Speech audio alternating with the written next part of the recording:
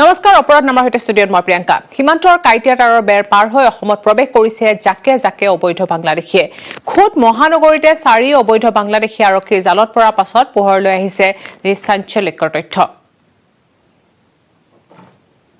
আমাৰ বাড়ি হলো বৰিশাল থানা মুলাদি গ্ৰাম কাইতমাৰা আগৰতলাৰ এই দিক থেকে এই কথাটা পৰে হয়েছে নি হ্যাঁ মহানগৰ আৰক্ষীৰ জালত পৰা বাংলাদেশীৰ চাঞ্চল্যকৰ স্বীকাৰোক্তি সোমবাৰে নিশা হাতীগাঁও আৰক্ষীয়ে গ্ৰেপ্তাৰ কৰা 4জন অবৈধ বাংলাদেশীৰ ভাষ্যত প্ৰকাশ পালে অনুপ্ৰৱেশৰ আঁৰৰ প্ৰকৃত সত্য আমার নাম মোহাম্মদ ফয়সাল আমি বাংলাদেশের বরিশাল জেলায় আমার বাড়ি থানা মুলাদি গ্রাম কাইতমারা বাপের নাম সালাম খা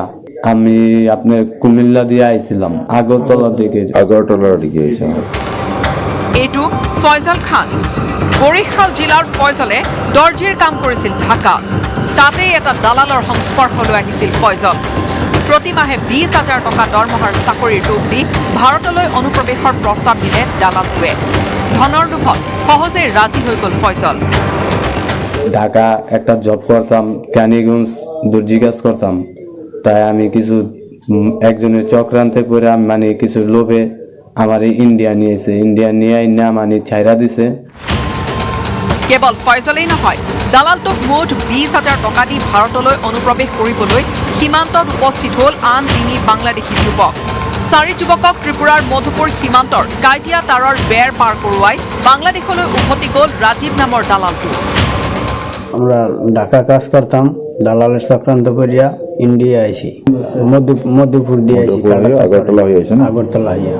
বাংলাদেশের দালালের নাম হইল রাজীব রাজীবের ঘর কোন জায়গায় বাংলাদেশে কোন জায়গায় এটা হইল বাগানবাড়ি কই যে কাজ দেমু 15-20,000 টাকা বেতন পাবি আচ্ছা কাইটিয়া তাৰৰ বেৰ পাৰ হোৱাৰ পাছতে 4 যুৱকক চমজি ল'লে আগৰতলাৰ কালাম ৰছিদ খান নামৰ আন এটা দালালে গুৱাহাটীতে চাকৰি পাব বুলি কৈ কালামে আগৰতলাত বাছত উঠাই দিলে অনুপ্ৰৱেশকাৰী যুৱকৰ দলটো कितना पैसा लिया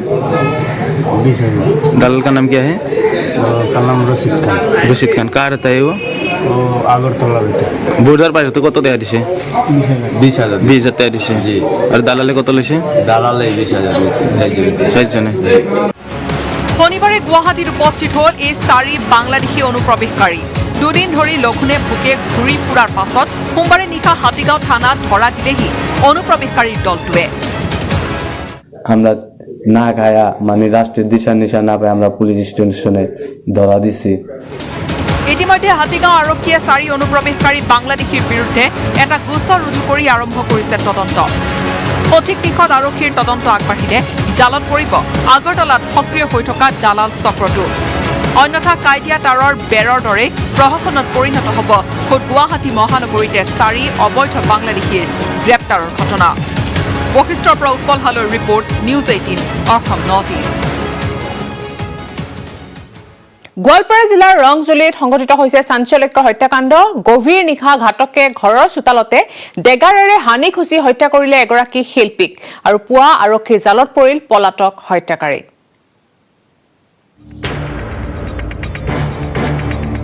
গোৱালপাৰাৰ ৰংজুলিত ঘাটকৰ নৃশংসতা ডেগাৰেৰে হানি খুচি শিল্পীক হত্যা আৰক্ষীৰ জালত ঘাটক অলি কছাৰী গভীৰ নিশা ঘৰৰ পিৰালিতে ঘাটক অলি কছাৰীয়ে কণ্ঠৰুদ্ধ কৰিলে শিল্পী মনোজ মাছাৰীৰ প্ৰথমে ডিঙি চেপি হত্যাৰ চেষ্টা তাৰ পাছত ডেগাৰেৰে আক্ৰমণ ডেগাৰৰ ঘাপত ঠাইতে ঢলি পৰিল মনোজ মাছাৰী পৰিয়ালৰ লোক ওলাই অহাৰ পূৰ্বেই ঘটনাস্থলীৰ পৰা পলাল অলি কছাৰী ততাতৈয়াকৈ পৰিয়ালে চিকিৎসালয়লৈ নিয়াৰ ব্যৱস্থা কৰিলে গুৰুতৰভাৱে আঘাত পোৱা মনোজ মাছাৰীক কিন্তু আটবাটতে মৃত্যু হ'ল শিল্পীগৰাকীৰ অলি কোৱা ল'ৰাজনে মনোজ মাছাৰীৰ সতৰ ঘৰত গৈছে গৈ কিনে মানে মনোজ মাছাৰীক লগ পাই মানে ডিঙিত চেপি দিলে ডিঙিত চেপাৰ পিছত মাটিত বাগৰি যোৱাত মানে পৰিয়ালকেইটা আহি মানে ইৰাই দিলে ইৰাই দিয়াৰ পিছত মানে আৰু কাজিয়া নকৰোঁ বুলি কৈ মানুহে শান্ত দেখাই কিনে পিছত আৰু খুকুৰি ওলাই মানে মূৰত কাটিছে মুখত কাটিছে মানে বহুত জেগাত কাটিছে কটাৰ পিছত মানে সি মানে পলাই গ'ল পলাই যোৱাৰ পিছত মানে মানুহজন দৰংগিৰিত ৰাতিপুৱা মানে আৰক্ষীয়ে কৰায়ত্ব কৰিব পাৰিলে ঘাতকক বিচাৰি উৰে নিশা অভিযান চলোৱা আৰক্ষীয়ে অৱশেষত পুৱতি নিশা গ্ৰেপ্তাৰ কৰিলে অলি কছাৰীক মনোজ মাছাৰীৰ হত্যাকাণ্ডই ৰংজুলিত সৃষ্টি কৰিছে চাঞ্চল্যৰ হত্যাকাণ্ডৰ কাৰণ বিচাৰি আৰক্ষীয়ে জেৰা চলাইছে ঘাতক অলি কছাৰীক প্ৰাৰম্ভিক সোধাপোছাত ভূমিকেন্দ্ৰিক বিবাদৰ বাবে হত্যাকাণ্ড সংঘটিত হোৱাৰ সন্দেহ কৰিছে ৰংজুলি আৰক্ষীয়ে দুধনৈৰ পৰা অৰূপ নাথৰ report news 18 Assam north east অপৰাধনামাৰ পৰৱৰ্তী অংশলৈ যোৱাৰ আগতে লৈছো এটা সৰু বিৰতি অপৰাধনামা গণৰাজ্য দিৱসৰ দিনাই ৰাজধানী দিল্লীত যুদ্ধ সদৃশ পৰিস্থিতি আৰক্ষী বেৰিকেড ভাঙি লাল কিল্লাত সমবেত প্ৰতিবাদী কৃষকৰ দল লাঠি চালনা আৰু কন্দুৱা গেছ প্ৰয়োগৰ পাছতো শান্ত নোহোৱা কৃষকে মাস্তুল বগাই লাল কিল্লাত উৰুৱালে পতাকা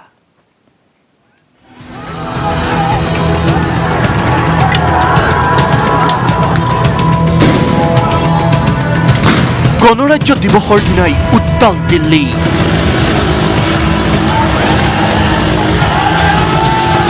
বেৰিকেড ভাঙি দিল্লীত সোমাল প্ৰতিবাদী কৃষক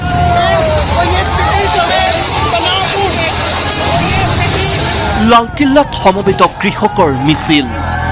মাস্তুল বগাই লালকিল্লাত উৰুৱালে পতাকা কথা আছিল গণৰাজ্য দিৱসৰ চৰকাৰী কাৰ্যসূচী শেষ হোৱাৰ পাছত আৰম্ভ হ'ব কৃষকৰ ট্ৰেক্টৰ ৰেলী কিন্তু কৃষক প্ৰতিনিধি আৰু দিল্লী আৰক্ষীৰ আলোচনাত চূড়ান্ত হোৱা এই সিদ্ধান্ত নামানিলে একাংশ কৃষকে মঙলবাৰে পুৱা 8:30 বজাতে আৰম্ভ কৰিলে কিষাণ গণতন্ত্ৰ পেৰেড সিংঘু সীমান্তত ট্ৰেক্টৰেৰে ভাঙিলে আৰক্ষীৰ বেৰিকেড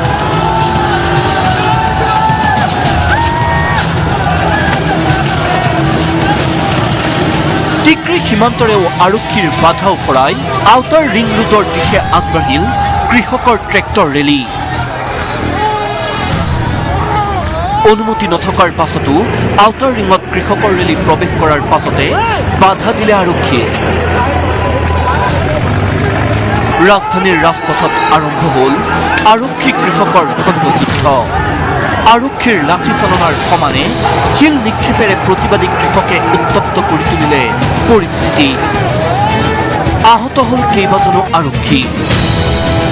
হাৰি নগ'ল প্ৰতিবাদী কৃষকো দিল্লীৰ চৌদিশে সৃষ্টি হ'ল বিশৃংখল পৰিস্থিতিৰ ভাঙি গ'ল দিল্লী আৰক্ষীৰ প্ৰতিৰোধ আনকি কন্দুৱা গেছ প্ৰয়োগ কৰিও অনধিকাৰে প্ৰৱেশ কৰা কৃষকক ক্ষান্ত কৰিব নোৱাৰিলে আৰক্ষীয়ে লালকিল্লা অভিমুখে আগবাঢ়ি গ'ল সিংঘু টিকৰি আৰু গাজীপুৰ সীমান্তৰ পৰা দিল্লীত প্ৰৱেশ কৰা একাংশ কৃষক লালকিল্লাত সমবেত হোৱাৰ পাছতে বাঢ়ি গ'ল উত্তেজনা চিৰি পকাই লালকিল্লাৰ চূড়াত অৱস্থান কৰিলে একাংশই কোনোজনে মাস্তুল পকাই লালকিল্লাত উৰুৱাৰ চেষ্টা কৰিলে প্ৰতিবাদী পতাকা আইন হাতত তুলি লোৱা প্ৰতিবাদী কৃষকক গৰিহণা দিল্লী আৰক্ষীৰ বিক্ষিপ্ত পৰিস্থিতিৰ সৃষ্টি কৰা কুটাঘাতকাৰীক চিনাক্ত কৰাৰ কথাও ঘোষণা কৰ্তৃপক্ষৰ অপশক্তিৰ বিৰুদ্ধে শীঘ্ৰেই ব্যৱস্থা লোৱাৰ হুংকাৰ দিল্লী আৰক্ষীৰ গণৰাজ্য দিৱসৰ দিনাই লালকিল্লা অৱৰোধ কৰা কৃষকে 1 ফেব্ৰুৱাৰীত অভিযান চলাবলৈ সংকল্প লৈছে সংসদ ভৱনত কেন্দ্ৰীয় চৰকাৰে বাজেট দাখিল কৰাৰ সেই দিনটোতে সংসদ ভৱনত অৱস্থান কৰি প্ৰতিবাদৰ সিদ্ধান্ত লৈছে 3 কৃষি আইনৰ বিৰুদ্ধে bureau report news 18 Assam north east মন্ত্ৰী হিমন্ত বিশ্ব শৰ্মাৰ মুখৰ পৰা অহৰ্নিশে বৰষিছে সমালোচনাৰ অগ্নি আজমল কংগ্ৰেছ অসম জাতীয় পৰিষদ ৰাইজৰ দল সদৌ অসম ছাত্ৰ সন্থা মন্ত্ৰীগৰাকীৰ সমালোচনাৰ পৰা বাদ নপৰিল ৰাজনৈতিক অৰাজনৈতিক সংগঠন বদৰুদ্দিন আজমলে মিটিঙত ভাষণ দিয়ে যে বিজেপি আহিলে মুছলমানসকল মছজিদত যাব নোৱাৰিব মই আজমল ডাঙৰীয়া আপোনাক প্ৰশ্ন কৰিছো যে কংগ্ৰেছ আৰু ইউডিএফ শাসনত আহিলে হিন্দুসকল মন্দিৰত যাব পাৰিবনে নাই বিজেপিৰ গাত Ajmal allergy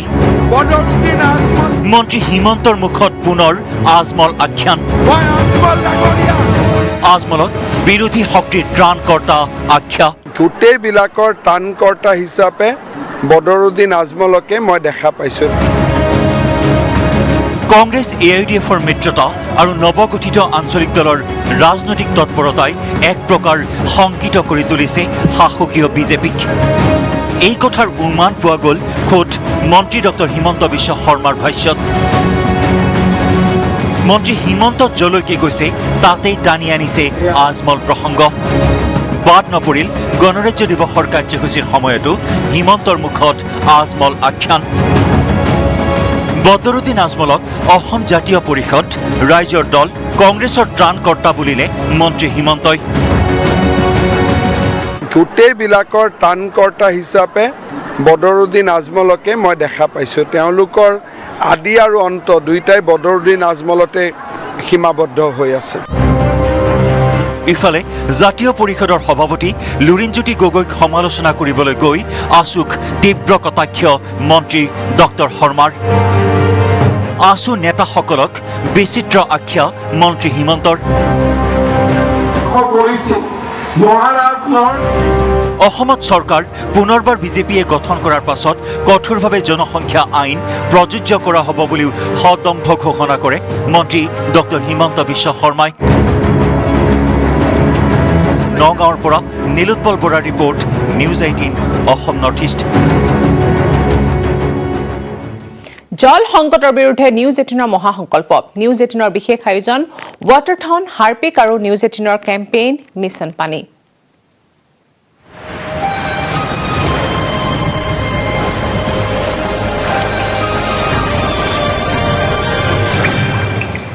We have people like yourselves reminding us as to how important it is. I mean, I know that when I started the water mission at FICCI, the industry chamber 11 years ago, it was really not proving very easy to get this kind of focus on issues to do with water. Large industry got it, but beyond that, we could never have dreamt that 11 years from then we would be having a waterthon of this order and nature, and sponsored by industry at that. So thank you for bringing water so central to all that we do. And I can only add that my work now at the India Sanitation Coalition, which we founded about 6 years ago, has been so gratifying because we have a country that is totally aligned on this Swachh Bharat mission. And the success of it through the Jan Andolan,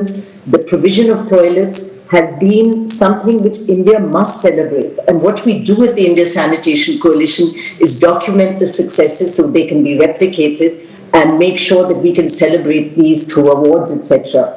Having said that, it's not enough to just build the toilets. We are at a phase where we have to make sure they are used, and the messaging around that communication must continue, that we must maintain these toilets. And the theme right now, which we are pushing at and which government has fortunately also announced, is treatment. Because just funneling all the shit, frankly, into the toilets and then not treating it will be one of the biggest failures for us, given the success of the Swachh Bharat mission thus far. So we will stay focused on making sure that the sanitation part of the agenda remains central, because if it doesn't, that same shit goes back into water bodies, pollutes them, goes back into our rivers, which we've heard so much of eloquence around, and those young kids were amazing with their knowledge of all that happens through and with our rivers, that we have to make sure that sanitation is there absolutely for our hygiene, particularly in these COVID times, but also